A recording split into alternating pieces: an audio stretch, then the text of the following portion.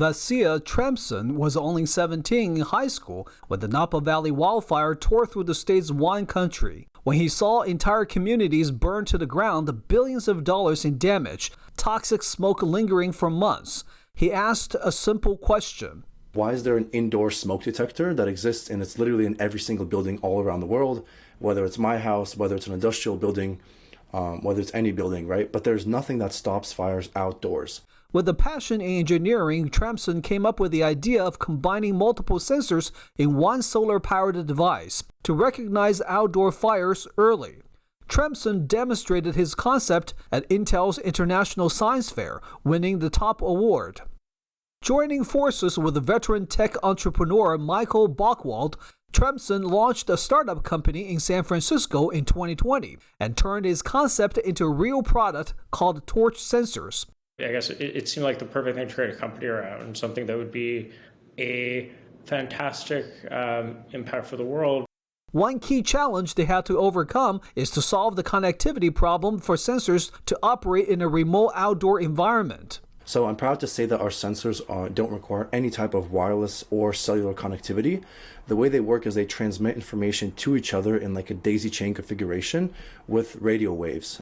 Like any alarm system, the ultimate goal for the sensors is not to trigger false positives and only alert users of the actual wildfires. Tremson and his team spent 6 years in development and testing to get the multiple sensors work seamlessly together.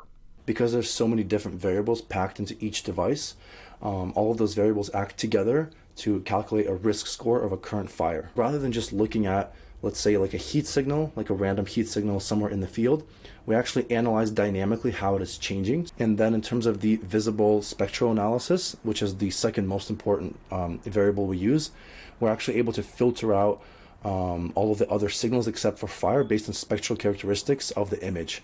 So basically we're able to compare two images with these spectral filters on the cameras and then filter out everything surrounding a flame. And then the last aspect is the gas sensors, and the gas sensors are calibrated in real time to the current temperature and humidity readings, which means that even if you have environments that they could be really high humidity or it could be a very hot day, that traditionally could offset gas sensor readings just because of the environment changing.